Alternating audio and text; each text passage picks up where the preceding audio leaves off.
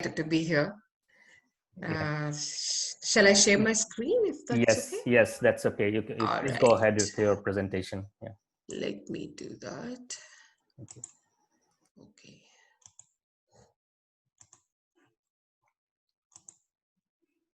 Okay. Is the screen visible, Dr. Shishan? Yes. Yes. All Very clear. right. So I think without any delay, I'll get started. I think you have back to back. So in the interest of time, I will get started with my topic if that's all right. Absolutely fine. We are dot on time. Okay. All right. So welcome to everybody to this session. Would you be admitting attendees, Dr. Shishan, or should I be? I'm getting notifications to admit. Yeah. I can. We can attend. No problem. They can come. Okay. People can come. All right. So welcome to this particular session where I will be joining all of you from Boston, USA. Thanks to technology, we are all able to connect worldwide. It's really delightful to have audience from all across the globe.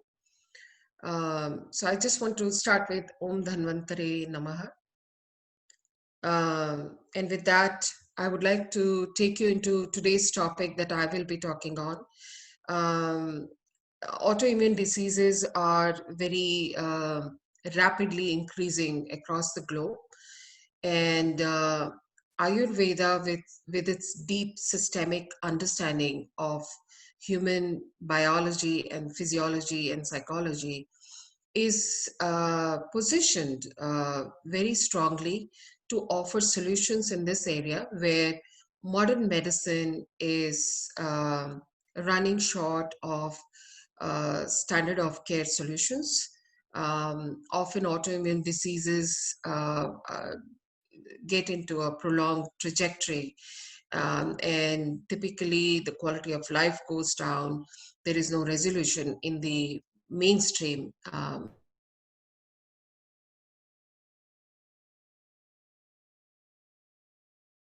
medicine approach.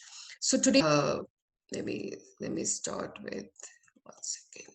Let me show you the outline first. So we are going to understand very broadly, very in a very simplified manner, what is the immune system and what are autoimmune diseases. How do you define them? Some facts. What is the importance of autoimmune diseases and challenges? What is the mechanism of AD? I'm going to refer to autoimmune diseases as AD so that I don't have to see the prolonged version. Correlating AD with Ayurvedic principles and Ayurvedic approach to AD. Before I begin, I would like to share a personal story. And before that, just 1 second, let me take you to the first slide. All right, let's begin with my personal story that happened actually within my own family. My dear brother, who I lost at a very young age, he was in his early 40s when we lost him. Just through this story, you will be able to get a glimpse of the pathway of autoimmune diseases and also how the complementary or alternate medicines, what we call Ayurveda, homeopathy, these are all categorized as complementary and alternate. What is available through these modalities and how comprehensive and systemic the approaches in these non-mainstream modes of medicine.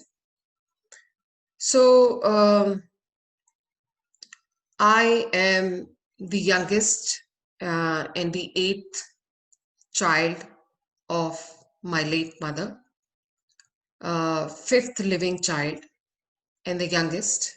The remaining 3 were either miscarriages or abortions.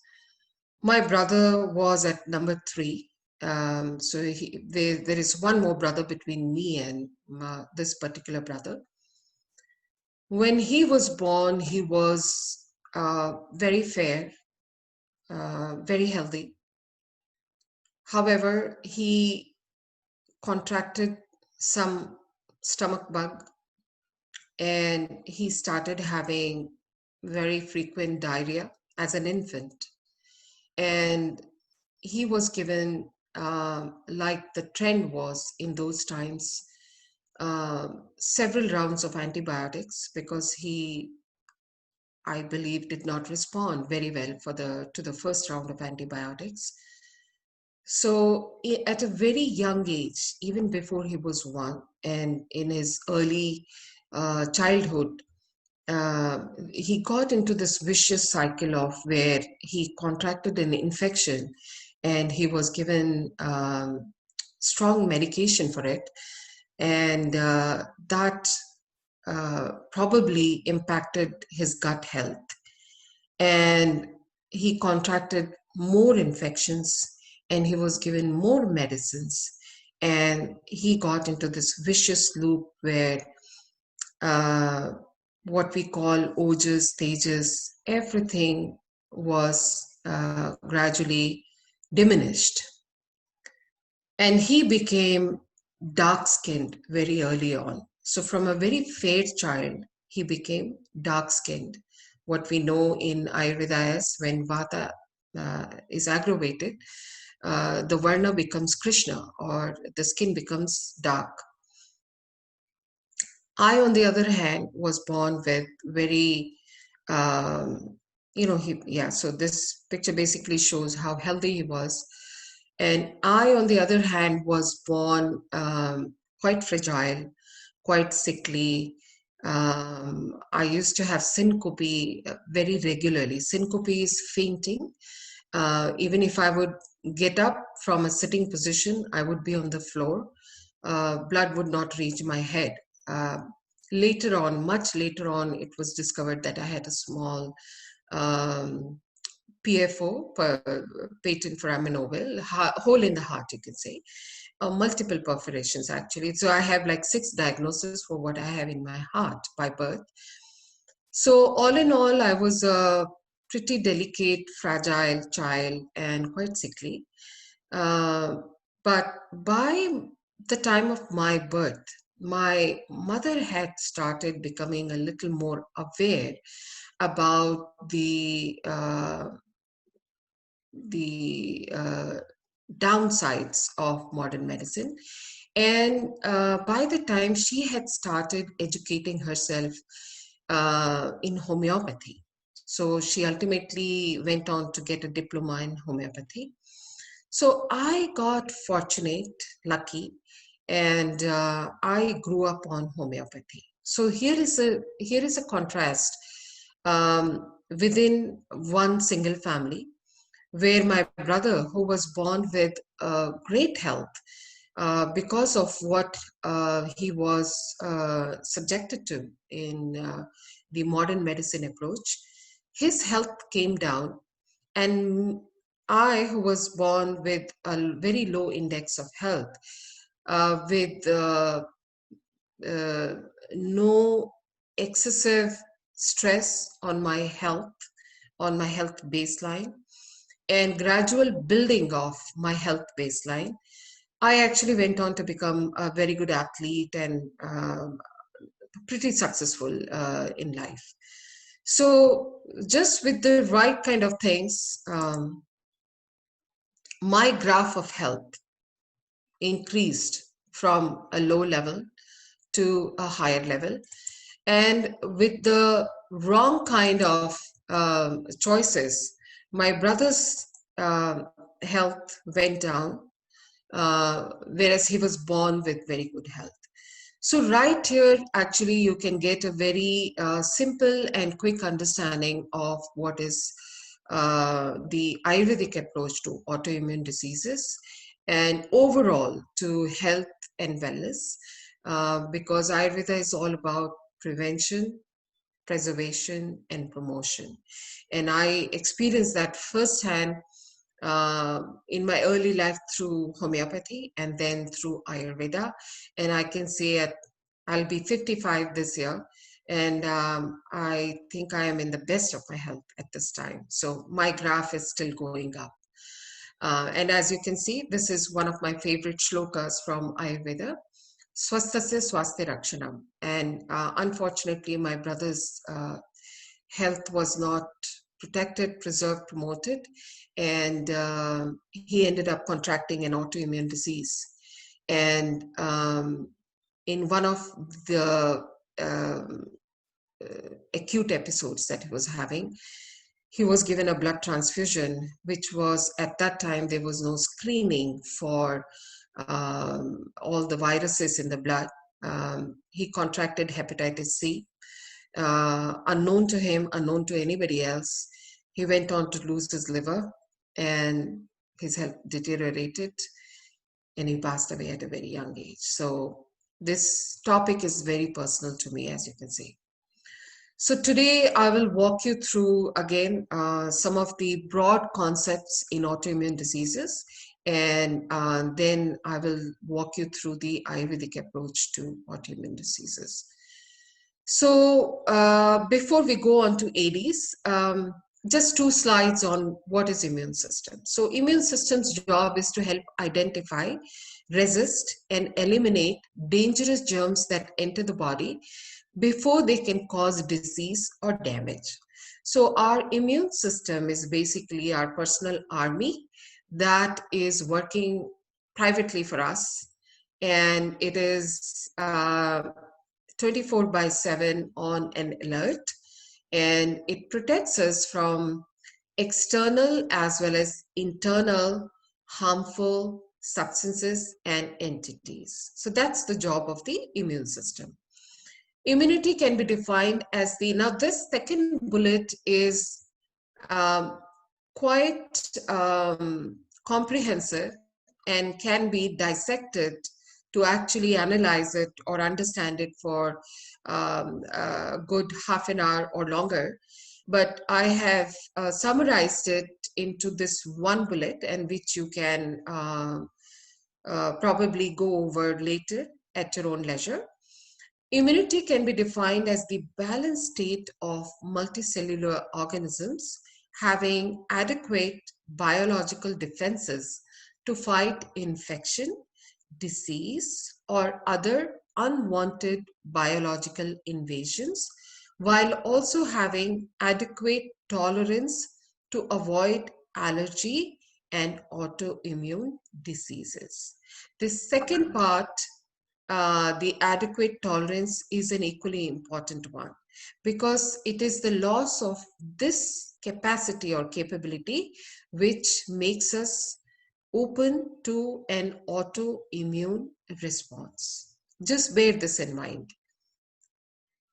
Now, one more aspect of the immune system, that part of it is something we are born with, and that is called innate immunity. It is all our physical barriers to external microbes or foreign particles, such as our skin, mucous membranes. It could be proteins or other cells, such as um, the phagocytic cells in the body that get activated when any foreign body enters our system. So this innate immune system is something we are born with, and it is non-specific. So it's very general response. It is the first line of defense. In this kind of response, there is no memory generated. There is no learning here. So this is more like a front foot soldier response of our immune system. Whereas the adaptive immune system is something that we acquire along our lifetime. And this type of immune response is specific because this type of immune response is specialized, and it develops over a period of time where the immune system learns to recognize that this particular antigen is looks like this, behaves like this, has these particular protein components to it, and there is a learning curve, there is a recognition. So the next time the same antigen gets introduced into the system, there is a recognition, and there are probably pre-existing antibodies that are stimulated, and it is specific to the pathogen presented. So this very, very broadly, immune system is a very deep topic, but very broadly, this is, it can be summarized in these two slides. Now let's do the definition of autoimmune diseases. Autoimmune diseases refer to problems with the acquired immune system's reactions. So we just saw the adaptive and the acquired immune systems. So autoimmune disease is to do with the acquired or the adaptive immune system's reactions, not the innate immune system's reaction. In an autoimmune reaction, antibodies and immune cells target the body's own healthy tissues, signaling the body to attack them. So the word itself explains what the autoimmune response is. In autoimmunity, basically the body loses the sense and the intelligence of what is self and what is the other. And that is where the body turns onto itself and starts attacking and damaging its own body systems, organs, tissues, glands, etc. Now, what is the importance of autoimmune diseases? Let's quickly walk through that. Why are we talking about autoimmune diseases? Why are we not talking about cancer or heart diseases or brain diseases or something else? So the reason we are talking about autoimmune diseases is that there has been a dramatic and alarming worldwide increase since World War II, which is coincidental with, now this is an important thing to note, coincidental with increased production and use of chemicals both in industries and agriculture. So what is happening is that we have started industrializing our food systems, our anything that sustains our life. We have started uh, turning it into an industrial model. And because of that, there has been a lot of alteration or a lot of interference uh, in nature's path. And we are doing it through machines, and we are doing this through chemicals. Specifically, I would like to mention glyphosate. Uh, and also, travel has increased. So we are no longer living in the land we were born in, or where our genetic makeup or our family hereditary traits are acquainted with. So there is, both these factors are contributing to the alarming increase of autoimmune diseases worldwide. As per NIH, National Institute of Health in America, up to 23 million Americans suffer from autoimmune diseases, and the prevalence is rising, which is about 7% of the country's population. And in comparison, just see the comparison here, and you will see why we are talking about autoimmune diseases. Cancer affects up to 9 million people, and heart disease up to 22 million people. So autoimmune diseases are much more than either cancers altogether as an umbrella group, or even heart diseases. And 80 to 100 different autoimmune diseases have been identified. That's a large number. 40 more are suspected of having an autoimmune basis. So you can see how widespread the autoimmune diseases are. And more we are seeing as of the past several decades that the primary healthcare burden on any country's healthcare system is coming from chronic illnesses. So the minute we say chronic, we also mean that these diseases are preventable. And autoimmune diseases fall in the category of chronic illnesses. Um, and when you're talking about chronic illnesses, it also means that most of the chronic illnesses, you see that the quality of life is affected and productivity is impacted. So you are alive. Uh, One does not pass away or perish probably in chronic illnesses. However, the quality and the productivity of life are deeply impacted. So that is one of the importance. And the large number of category of diseases which are classified as ADs is increasing. Already we have 80 to 100.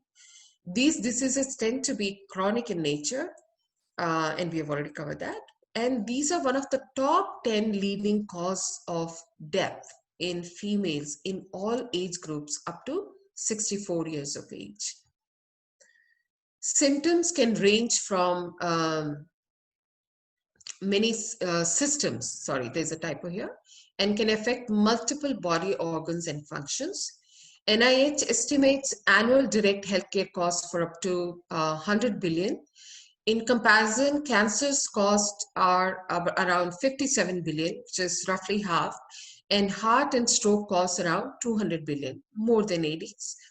Um, uh, and also, the budget, as you can see, very low budget was allocated in 2000, as of 2003 for ADs in comparison to cancer, heart, and stroke. Now, another challenge with autoimmune diseases are these are very difficult to recognize.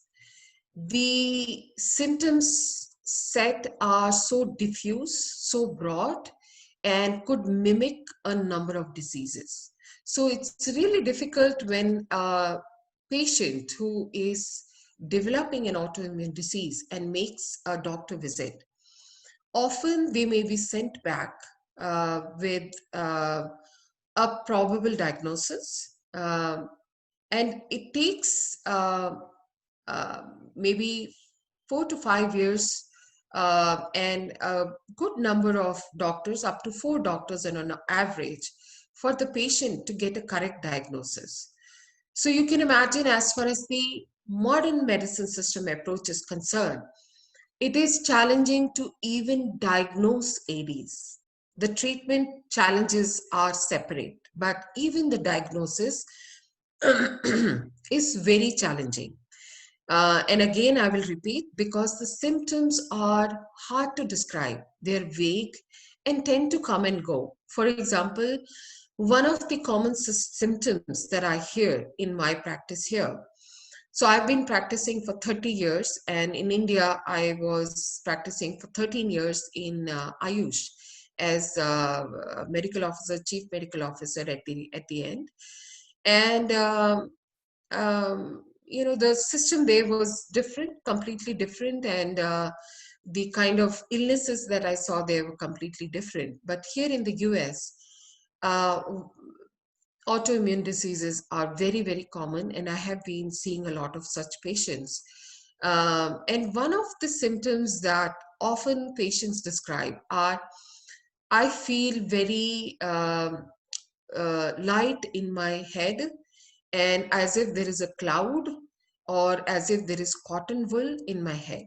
So this is a very common symptom that I see in people with autoimmune diseases. And these symptoms, as you can imagine, are very vague. There are no codes for it. You can't get ready-made list of symptoms when you are in the EMR systems. So you have to actually handwrite some of these symptoms.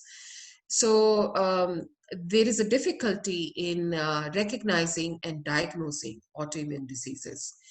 And a autoimmune disease diagnosis is not even considered until the disease has progressed to a point where severe, classic, or hallmark symptoms occur, though antibodies may already be present. This is another very big gap in the medical industry, that uh, if the autoimmune disease symptoms are recognized early on, they can easily do some antibody tests to actually confirm whether the patient has autoimmune disease and help them early on. So many challenges in the even in the diagnosis part of the illness. Antibodies can be present up to 10 years or more before the outbreak of autoimmune disease. So this is the Purva Rupa stage, what we call in Ayurveda part of Nidana Panchaka, the Purva Rupa or the prodromal stage, where if I were to see an autoimmune disease patient early on, I would, if I could, Ayurveda is not licensed in United States. We cannot recommend lab uh, uh, tests. I would, if I could, recommend antibody testing early on, because this is where, and in many other such approaches, Ayurveda is much more robust and much more deeper, much more comprehensive. Ayurveda is unique in the sense that a lot of concepts in Ayurveda are very broad. But having started from a broad concept basis, one is then able to get very deep. So this is very interesting about Ayurveda because it allows for a expansive approach rather than a linear restrictive approach. So I do want to mention that at this stage.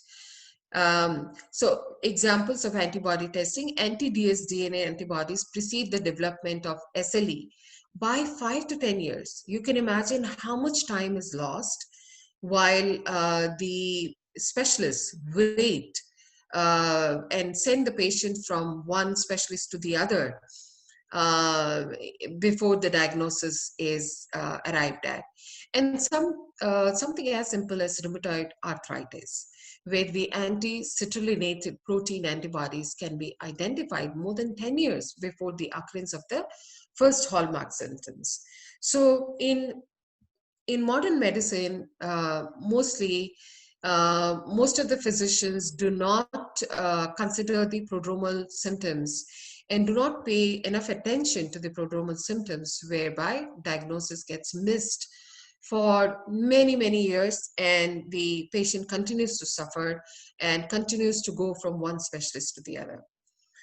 Although ACPAs have been recognized for several years, it took a long time for them to be accepted as a diagnostic criterion. So there are a lot of gaps in modern medicine approach. I know we get to hear for Ayurveda, you don't have this and that, but to a large extent, modern medicine is also an experimental medicine. Also means we are not, but they are. Modern medicine is. Only last year, ACPA detection along with the well-known rheumatoid factor has been included in the American College of Rheumatology guidelines as a diagnostic criteria for rheumatoid arthritis. ARDA, which is the American Autoimmune Related Disease Association, found that more than half of patients with autoimmune diseases had been labeled chronic complainers. That's another thing. If the physician gets frustrated, they're just telling vague symptoms in every visit, they will give them a psychiatric referral. And this is a fact. It's not really, I'm not exaggerating. Specialists are generally unaware of interrelationships among the different autoimmune diseases or advances in treatment outside their own specialty area. So you can see how on one platform, modern medicine is expanding into specialization and super specialization, whereas on the other hand, we are losing the whole system approach. The human being is one. Their heart exists in their one body. Their kidneys also exist in their one body. And they talk to each other inside this one body. When I say talk, I mean the biofeedback from every organ to the other organ. Okay, the organs are talking to each other, they're talking to the brain is talking to the organs and the glands. This whole systems approach is one of the very, very strong points of Ayurveda. And this is where through Ayurveda, we are able to unravel something that is considered as complex as autoimmune diseases. Once you wear your Ayurvedic glasses, everything becomes simplified based on that template approach, and allows or facilitates getting to the root of the problem, and therefore resolution of what is considered as a tedious set of symptoms. Uh, Whenever you hear the word autoimmune diseases, syndromes, you should automatically imagine that these are sets of diseases that have gone outside the purview and the scope of the modern medicine diagnostic approach and treatment approach.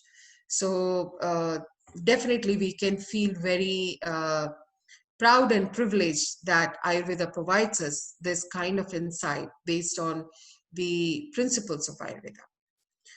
So research is also limited in autoimmune diseases.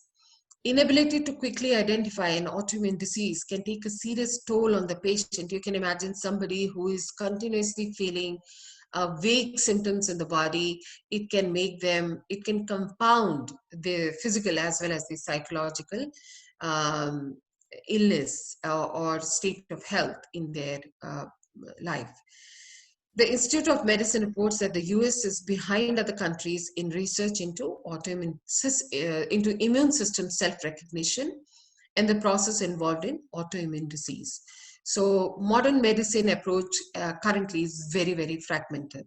However, we also have recently, in the past 1 decade, there is a Dr. Alexander Fasano, who is a leading gastroenterologist in the United States. He has come up with a theory of the triad of autoimmune diseases, where you can see these are the three um, corners of this triad: genetics, environmental factors, and gut dysbiosis.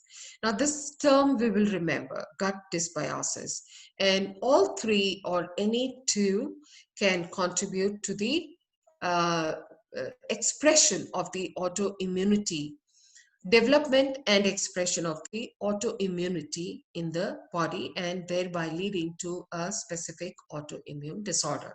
Okay. Genetics, I don't have to explain. You are born with a certain set of genes which have a certain coding depending on who your parents are and what their health was. So genetic predisposition is easy to understand. Environmental factors, and I will include infections also here. I'll talk about that in a little bit in this slide. So genetic variants predispose to multiple autoimmune diseases. Specific genes predispose humans to specific autoimmune disease. Familial clustering in some autoimmune diseases has been demonstrated in twin studies with higher disease concordance in monozygotic twins as compared to dizygotic twins. Um, a large population-based survey revealed patients with multiple sclerosis or rheumatoid arthritis were more likely to have other autoimmune diseases. This is something I have seen in my practice as well, that if someone is coming with one autoimmune disease, they're likely to also reveal at the time of history taking maybe one or two more autoimmune diseases that they are suffering from, or they might develop down the course of their life. However, this concordance rate is only 10 to 40% for most autoimmune diseases, indicating environmental factors as well. So genetic factors are responsible for about just 10 to 40% of autoimmune diseases. So now let's see what could be the environmental factors. I alluded to some of them in the beginning. So chemical toxicants, heavy metals, viruses, bacteria, emotional stress, and drugs. So I do want to comment on this first bullet, that in order to simplify our lives in the 21st century and over the course of several past decades, what we thought we are doing towards simplifying our lives has actually made it much more complex, and um,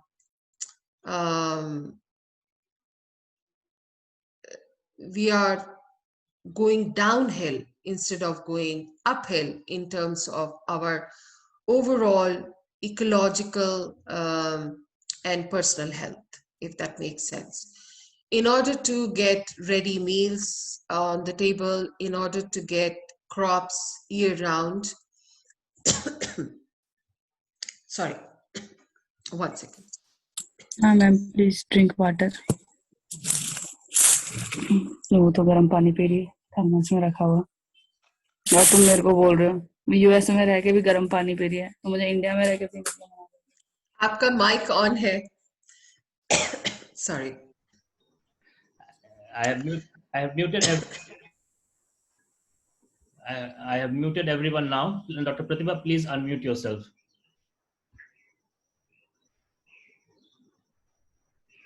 Okay. Yes. Okay. Sorry about that. What I would like to emphasize is that in order to make our lives easier, we have actually, sorry,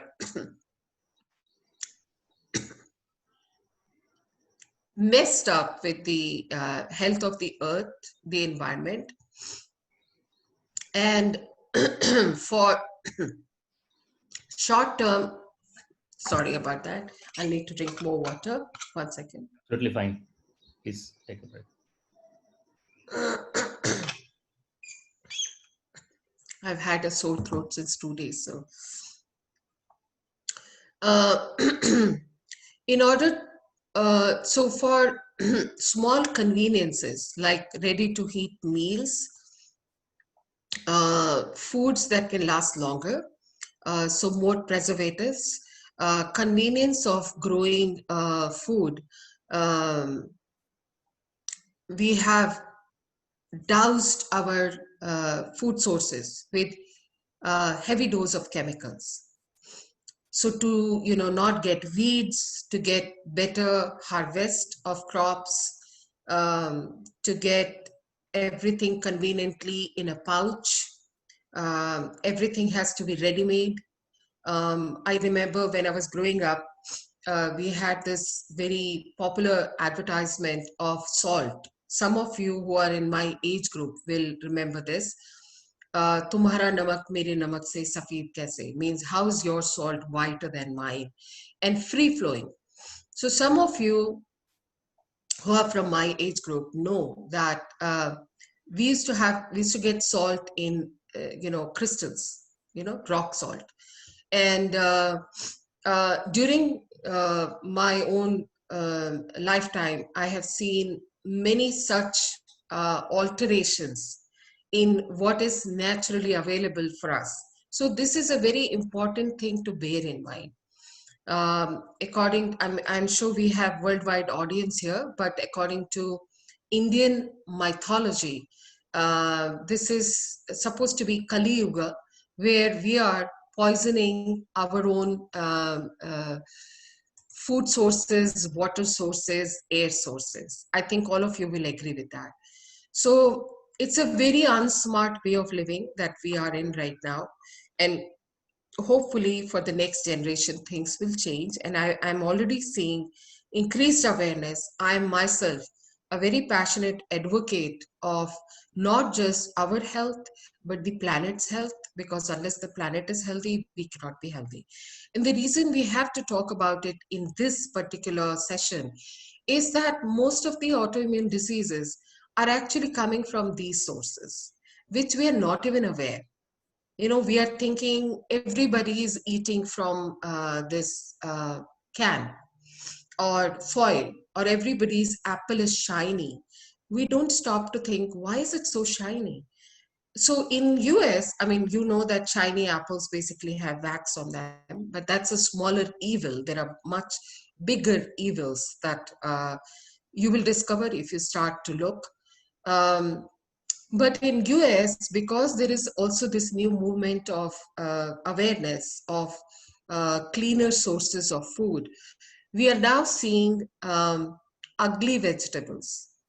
So now, if you go into a regular grocery store, the perfectly round tomatoes, shiny tomatoes, will cost less. And what is called heirloom tomatoes, which are grown with um, uh, traditional seeds and whatnot, and no pesticides, organic, etc. And they don't have a pretty shape. So just to please our senses, we have ruined our the things that make us. We are what we eat. We are what we digest. Ayurveda says we are what we digest. Agni is very important. So so simple. So sometimes simple things don't uh,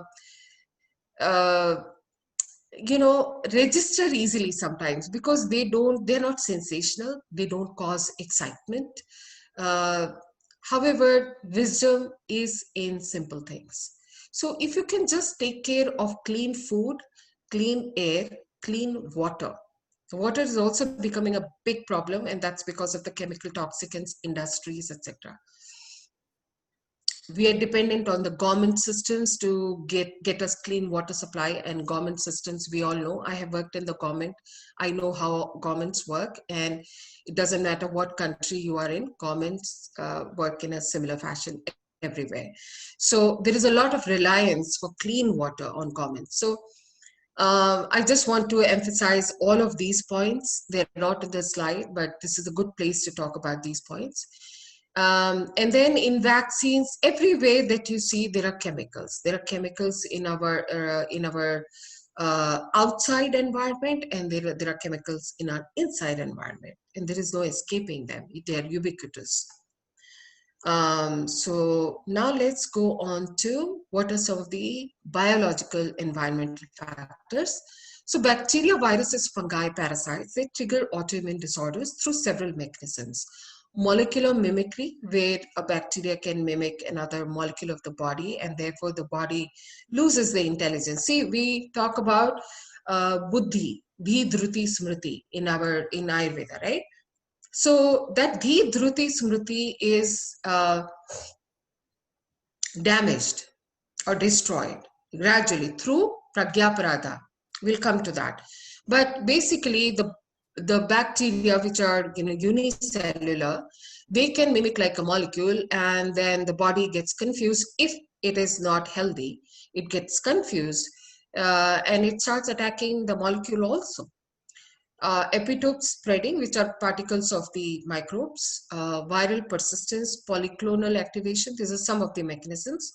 Total burden of multiple infections. If you have multiple infections in a smaller period of time, they can also trigger autoimmunity because of excessive load on the immune system. Moreover, an infection can amplify an autoimmune disease. So if you already have an autoimmune disease existing, then a new infection can actually exacerbate it, or lead to a relapse if it was in remission. So these are other examples. I know I have less time, so I want to make sure I cover the Ayurvedic part. So you can see for centuries we ate freshly harvested ethnic seasonal foods. Now we are traveling, we are eating foods from other countries, etc. So there is a different load on our system. And new strains of grains have been developed. We eat meat as if meat grows on trees, especially in the West. The aisles full of meat are just like the grocery aisles, but meat does not grow on trees. But we don't stop to think that. We have taken leave of our common sense in many ways. So you can see there is a very widespread industrialization in our food industry. Um, Artificial sweeteners, there are plasticizers, there are BPAs, and there are antibiotics in our poultry, in our meat industry. It's just crazy. If you start looking at it, you will just wonder what are we doing with ourselves, our humanity. So what happens with all these factors? Now, we have to understand one thing: our gut, koshta, is in the center of our physical being, physiological being, and also psychological being. So, um, gut is where all the processing, all the learning, all the commanding happens as far as our day-to-day existence is concerned. So gut is being recognized as a very important part of our being. It is also being called the second brain of the body. In my opinion, it is the first brain of the body. Even this brain listens to the gut. Okay, what is the situation today? Tell me, and then I will tell the thyroid to do this, or I'll tell the pancreas to do this. So this brain is always listening. So this is the second brain, and we know today that there are more neurotransmitters manufactured in the gut than the brain. Okay, so it's a very living entity. Now, in this living entity, you have the microbiome, where you have trillions of bacteria, good and bad.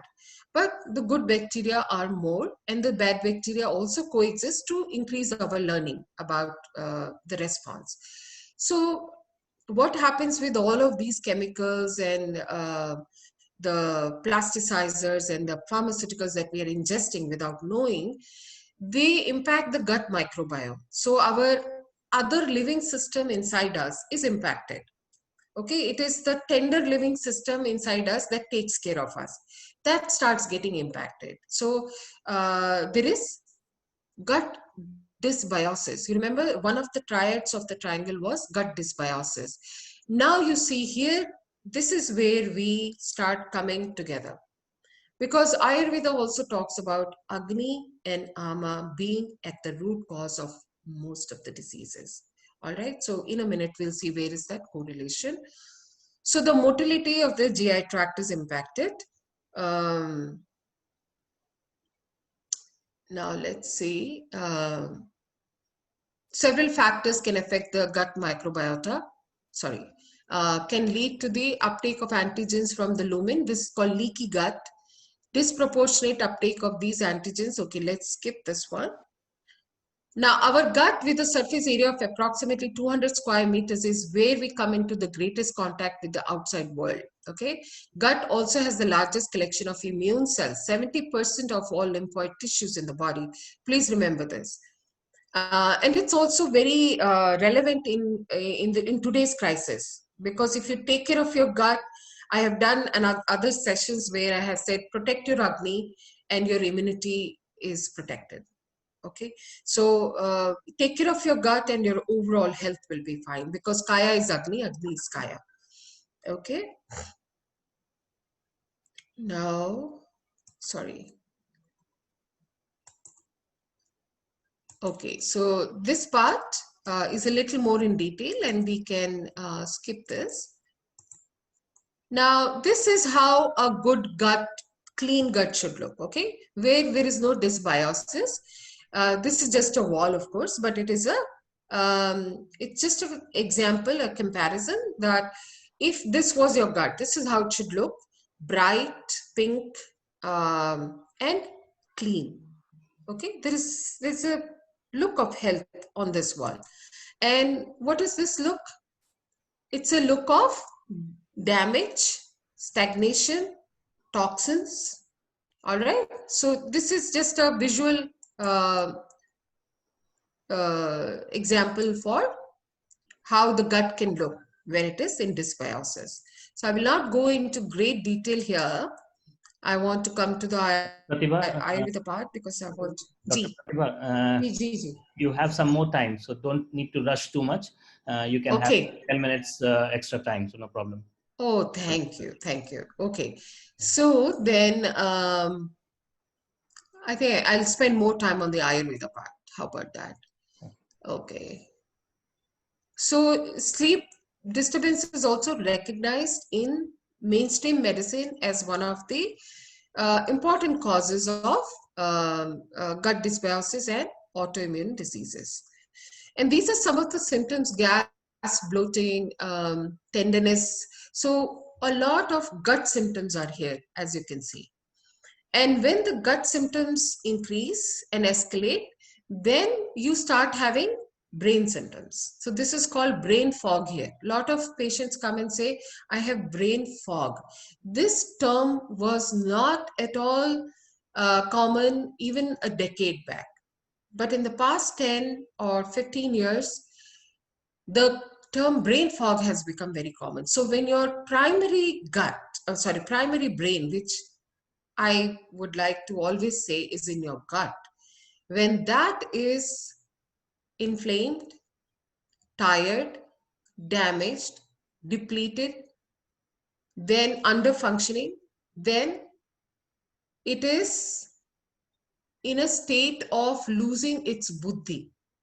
So there is a brain fog in the gut, and that is what depicts in the actual brain organ. And the patient says, I have a cloudy feeling in the head. You know, I have had clients who we don't call them patients in US, we call them clients. They have missed their exit on the highway because of the brain fog. They used to be voracious readers of books, and now they cannot read books at all.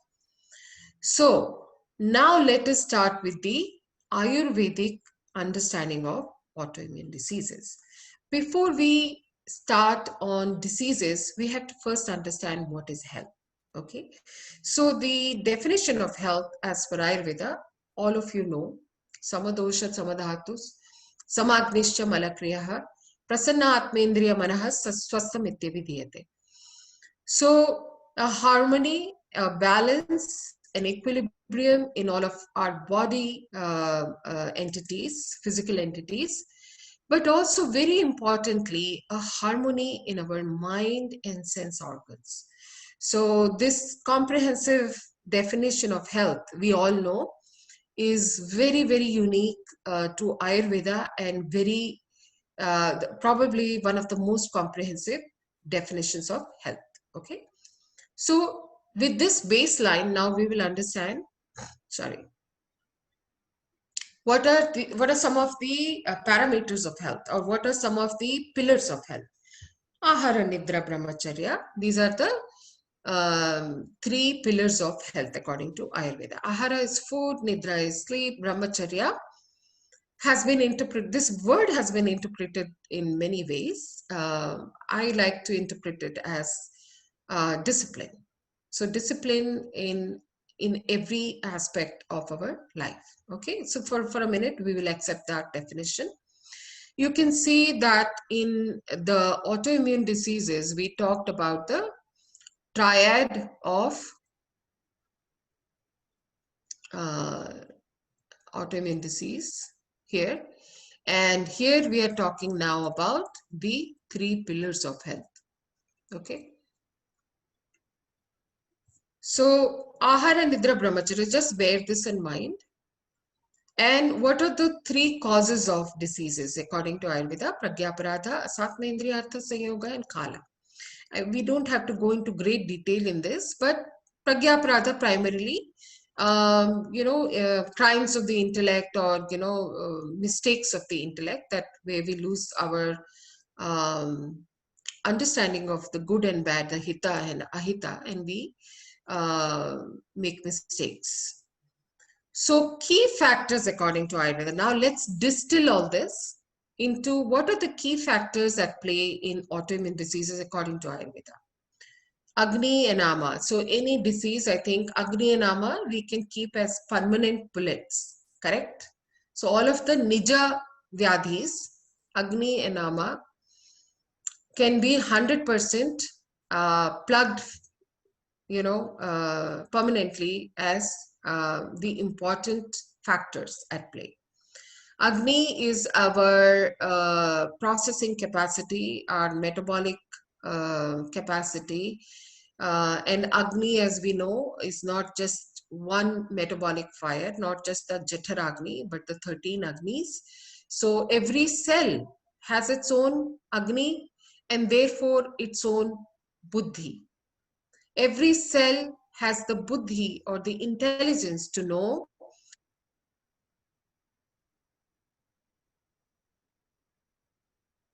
this is and accepts that nutrition, and it also has the buddhi or the intelligence to know this is not good for me. I will not open my cell wall to take it up.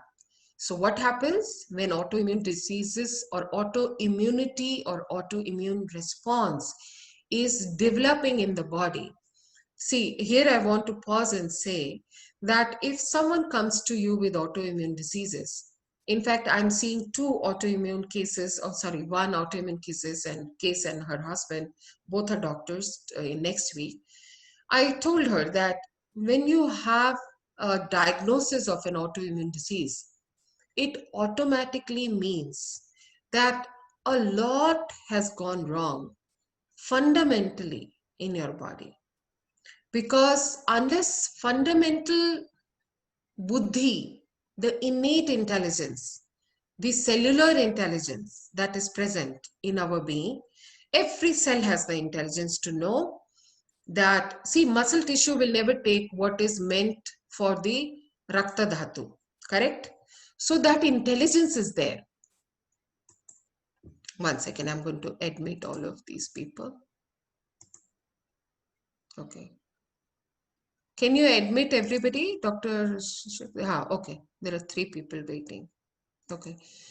So this innate intelligence is lost, and that is directly related to Agni. Please think about this, that whenever your Agni is so Agni's job is clarity, prakash, right? Discernment, distinguishing between the good and the bad, the hita and the ahita, whether we are intaking or our cell is taking up anything that is needed for its survival. So Agni is a very, very, very, very important concept, and we need to understand the importance of Agni, protect it, preserve it, promote it. And if Agni is not optimal, what results is Ama. Ama is all of the uncooked, unfinished, unrecognizable elements or products or toxins in our body that the Agni, by virtue of being weak, has not been able to take care of. So primarily, these two play around to cause all the diseases, also the autoimmune diseases.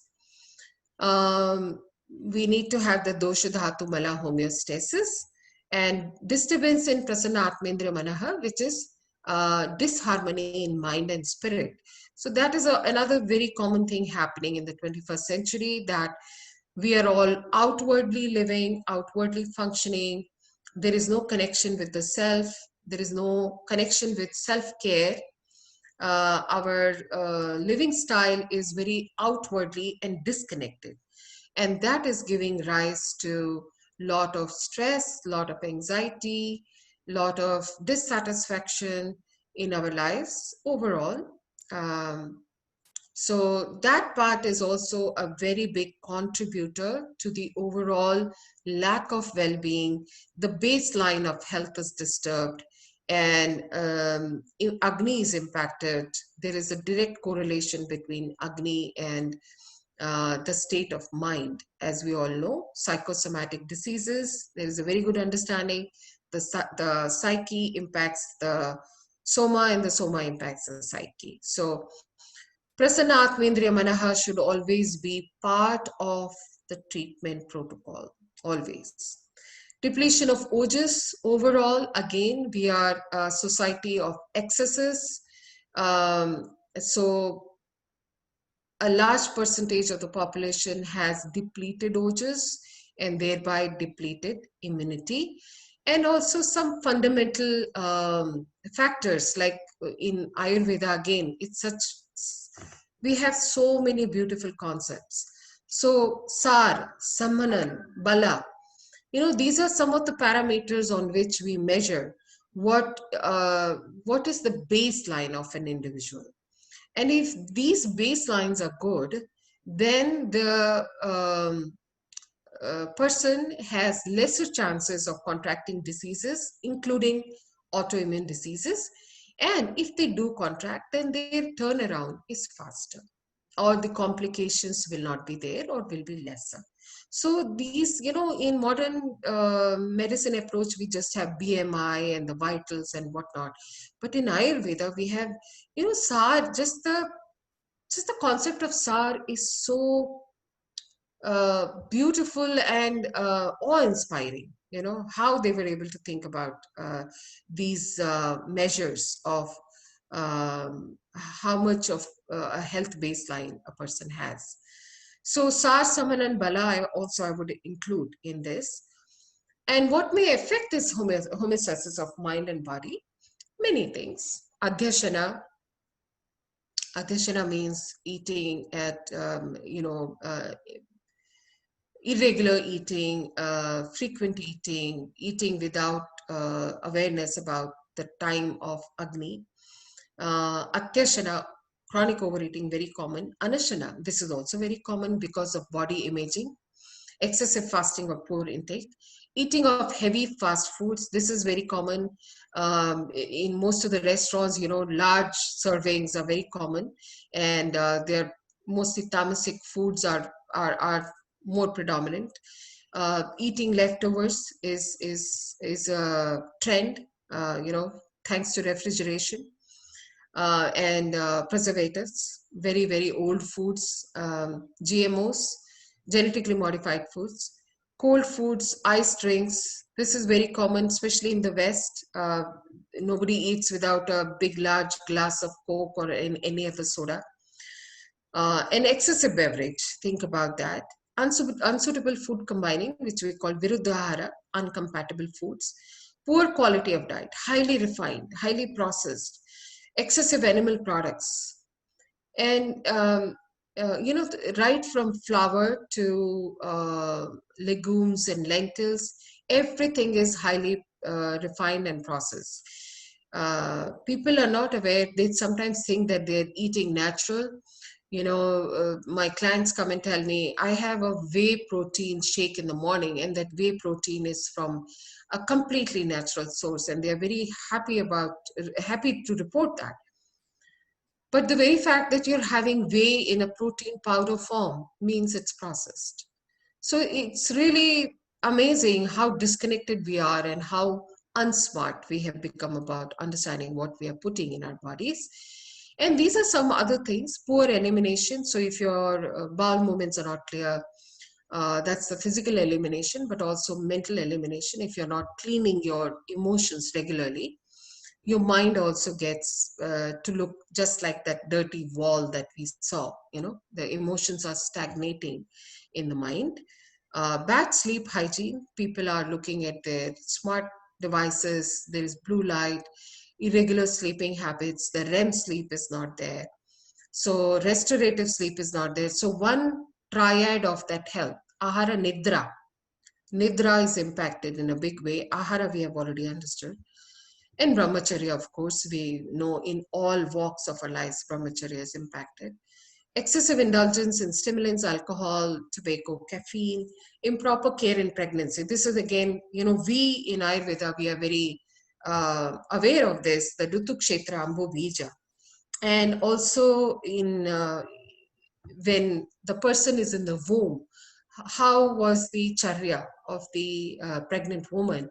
That impacts the conceptus, the progeny. So that also impacts your baseline. Stress, trauma, excessive use of food supplements. So this is another thing that in US, every 2-3 years, especially in the West, I can talk more from US perspective now. Every 2 to 3 years, something will become excessively popular. There was acai berry was very popular, then flax seeds were very popular. So every 2-3 years, something becomes very popular, and then people here start using it excessively. Right now, turmeric is popular, and you can see they will throw turmeric in the smoothies and everywhere, which is not a very bad thing, but some people really cross the line, and there is ati of everything. Even the good things, when they are excessive, can be bad. We all know that. Overuse of drugs. At the drop of the hat, pills are popped by people here. presence of xenobiotics, petrochemical fertilizers, etc., which enter the body from the food chain. And holding of 13 urges, the adharniya vagas, toxicity and deterioration of our natural resources, excessive sexual activity and early onset of sexual activity. This is also a problem where ojas depletion happens. We all know how ojas can be depleted if there is excessive sexual activity.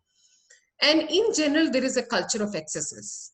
Excessive partying, excessive hiking, excessive physical workouts. Everything is in excess in the West, mostly in the US though. Europe tends to do better. A disconnect with the real self, connection with an image. So no connection with who you are, but there is an image that people connect with. Irregular lifestyle, trauma, nutritional deficiency in our diet today because soil is depleted. Sorry. So the first thing that we do, of course, in our treatment approach is Nidana Parivarjanam. So in my own practice, I do, so in India, when I was in Ayush CGHS in Delhi, I was seeing 60, 70 patients per day. And on the weekend, maybe 100 patients per day. So I was, and in 6 hours. So I was typically, writing prescriptions within 3-4 minutes. So, it was a very well-oiled system of observing darshana, sparshana, prashni, everything I was doing. And in US, I do, the first consultation is 1 hour long for one person. So you can see the contrast. So what I do is I put together, so Nidana Panchaka we use, so Nidana, the causative factors, and then Purva Rupa and Rupa, but also the Samprapti. So all the Samprapti Ghatakas, so Dosha, Samurchana, everything. You put together everything in a systematic manner, and also Prakriti analysis. That's an important thing I do. And once you have all of the components, then you put together, you're like a medical detective. So you look for all the clues and then you put together the entire picture. And that is a very well spent time, because once you spend that kind of time and you have a clear pathway. So let's say someone comes to me with multiple sclerosis.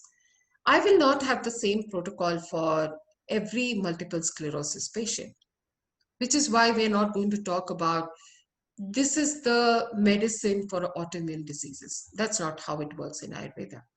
So every patient, every client, whether it's the same disease, may end up having a different treatment protocol from me. And of course, it also depends on where the autoimmune disease has developed.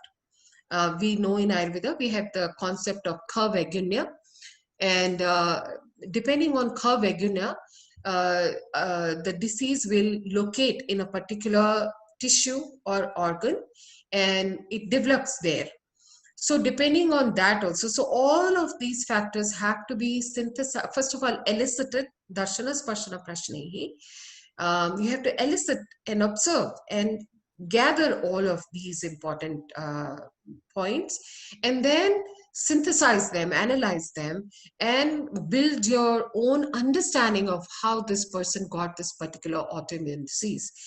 And that then helps you to put together a customized personal plan for the client. And the results, I can't tell you, they have been amazing, even though in America we have barely 5% of the Ayurvedic formulary. But just by having a very classical Ayurvedic approach and helping them in those 3 tripods of health, Ahara, Nidra, Brahmacharya, helping them a lot there. I can tell you, right now, I am a living example of how with very few herbs and formulations, you can turn around things. And the latest is 2 months back, I had a Graves' disease client, and she had Graves' disease for about 10 years. If you go on my website, you can see her testimonial. And within a month, what she had been suffering for from years, has turned around. And I didn't even see her because this happened when COVID-19 had happened. So this was a tele appointment, and I could not do her Nadi examination, which obviously is not the most integral part.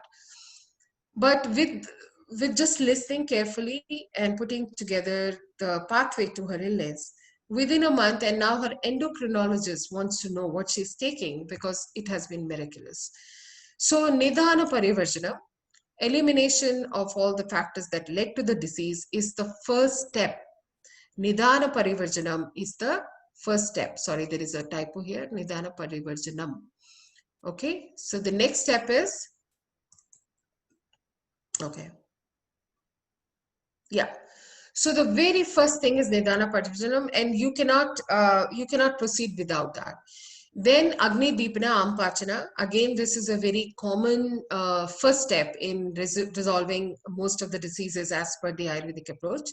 Then Vyadhi Pratinika Aushadhi Dravyas. So depending on where the autoimmune disease has developed, whether it's in the nervous system, whether it's in the digestive system or the musculoskeletal system, there will be some Vyadhi Pratinika Aushadhi Dravyas.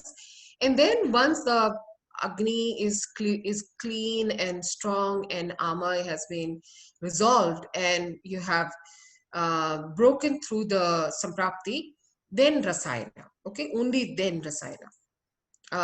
And then Pathya, of course. Pathya is very, very, very important. So I do a staggered approach, as you saw in the previous slide. This is the staggered approach. They don't all happen together. This is the staggered approach. Agni, Vipana, Ampachana has to happen first. Langana, very, very, very important. I use it very commonly.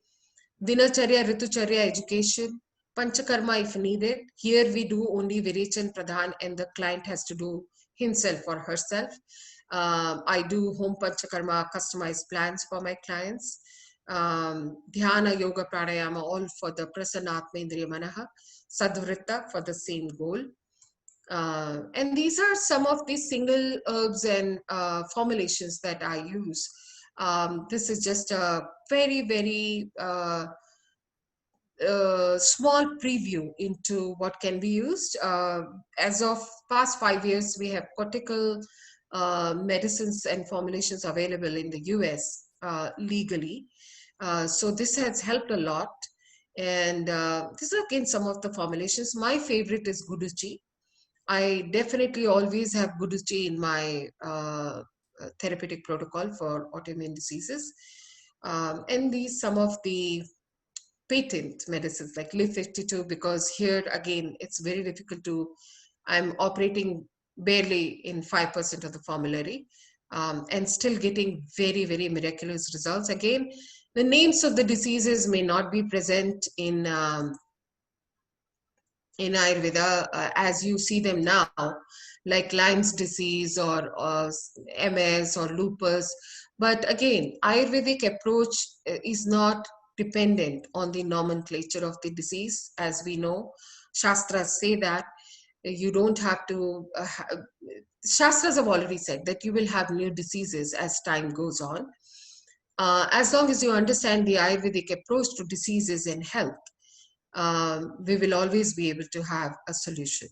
And last but not the least, whatever the disease, rest, clean air, pure water, and nutritious fresh food will still be needed to initiate and complete the process of healing.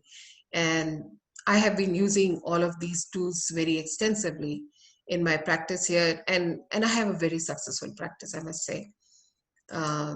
And with that, I would like to thank you all again for patiently listening in. I hope this was useful. If we have time, I'm happy to take some questions, comments. Dr. Shishir, over to you. Thank you, Dr. Pratibha. A wonderful and informative session. And the session is open for questions. If you have any questions, you can please go ahead and ask Dr. Pratibha.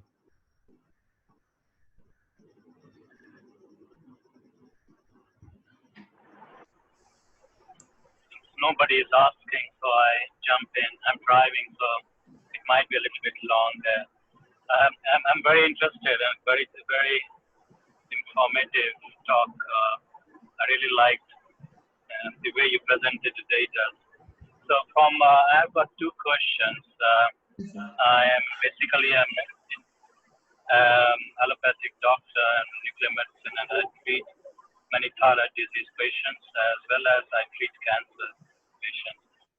So my question to you, starting from the autoimmune disease, you said that you can take care of the cells, Agni, but you can also, in some cases, as in cancer, we know that lots of research is going on how to increase the cellular immunity, our own immunity to fight the cancer cells. So you can also do something there to boost the immune system, our own immune system, to fight against cancer. That's the first question. And second, I would like to know what actually did you do with this Graves patient, because I treat a lot of Graves patients. Thank you. Definitely. So Dr. Vikas, let me know later on where you are located. You can probably shoot me an email. So to answer your first question, according to Ayurvedic principles, Jataragni is the Pradhan Agni. And the rest of the 12 Agnis feed off of the Jataragni. So if we correlate the Bhuta Agni to the cellular Agni, then the first step is to fix or bring the Pradhan Agni, which is the Jataragni, into balance.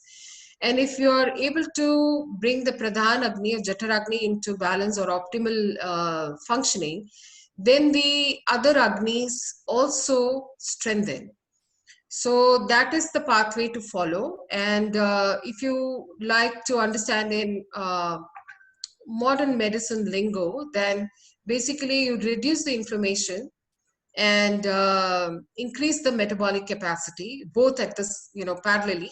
And as the inflammation goes down, the Srotarodha goes down. And we all know blockage is disease and flow is health. So with these very simple fundamental principles, you can actually reach the cellular Agni and turn it around, if that makes sense. For the Graves disease, Dr. Vikas, I'm putting together a case study because it's a very recent client. I'll be happy to share with you offline. But you can say I followed the same staggered approach that you saw, this one. The Nidana Parivarjana, Agni Deepana, Ampachana, Vyadhi Pratinika Aushadhi Dravyas, and Rasayana. This is exactly the approach, the principles of it's the principle of approach that I followed. I hope that answered your question, Dr. Vikas. You can get my email from Dr. Shishir Prasad and email me anytime. Do we have other questions? Okay. I think, Dr. Vikas, do you have a follow-up question for this? Or? So no questions from India or anywhere else? All right, then maybe either my session has been very good or it has been too complex. We can go ahead and ask questions to you for sure.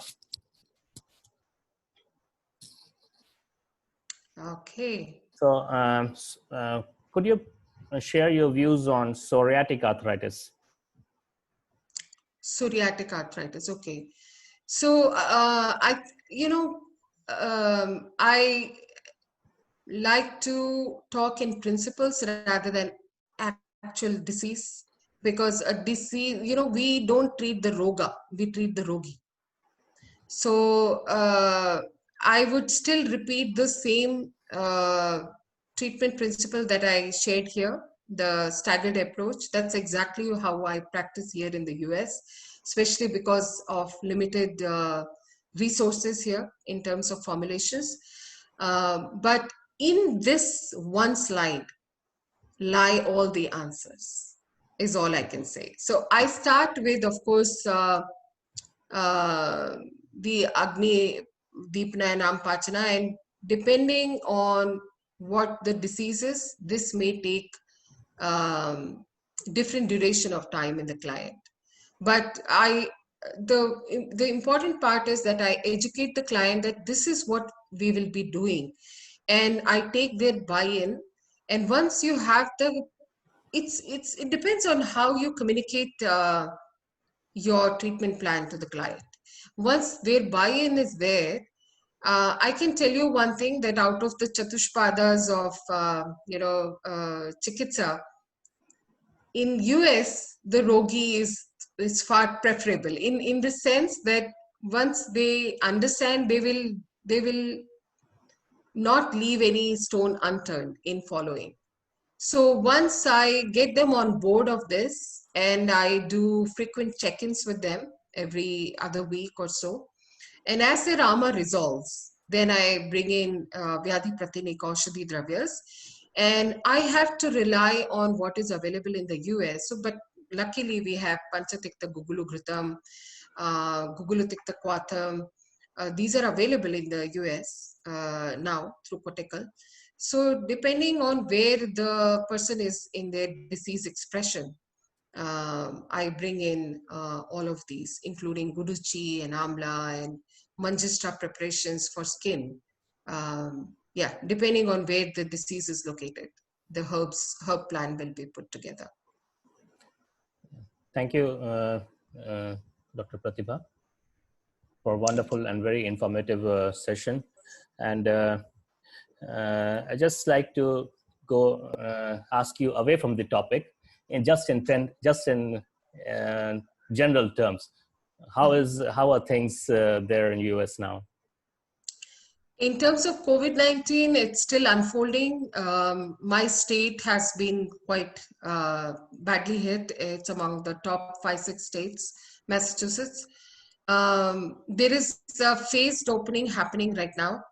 And just like in India, once the lockdown is being lifted, we are in the process of assessing right now how it's going to impact the incidence, new cases, etc. And depending on that, I mean, we are hoping that herd immunity has set in by now. But I think right now it's difficult to say one way or the other. But we are in the middle of phased opening. So some businesses have already opened, and more and more businesses every week are opening, depending on the directives of the state governor. Yeah. So not too bad. Yeah. I have been doing telehealth appointments only, and whenever my clients need herbs, they have been either picking up from outside or been making 2 visits to the post office only, because I ship across US. I have my own herb line now in the name of Swastha, my own product line, where I'm coming up only with custom blends now. So only 10, 12 just launched last year. So yeah. So thank you, Dr. Pratibha. I have we got some questions, but it is a bit late now for the questions.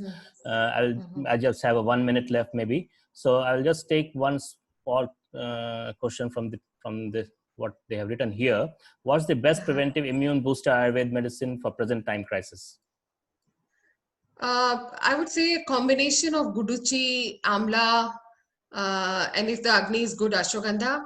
Otherwise, start with Trikatu or ginger or Panchakola, something like that, and then bring them on to Guduchi, Amla, Ashwagandha, Yeshti Madhu, Bala, Vidari. All these are available. You can make a blend out of these. Yeah. Thank you. Thank you, Dr. Pratibha, for a wonderful session. Thank you so much. Yeah, my pleasure and honor. To the audience now,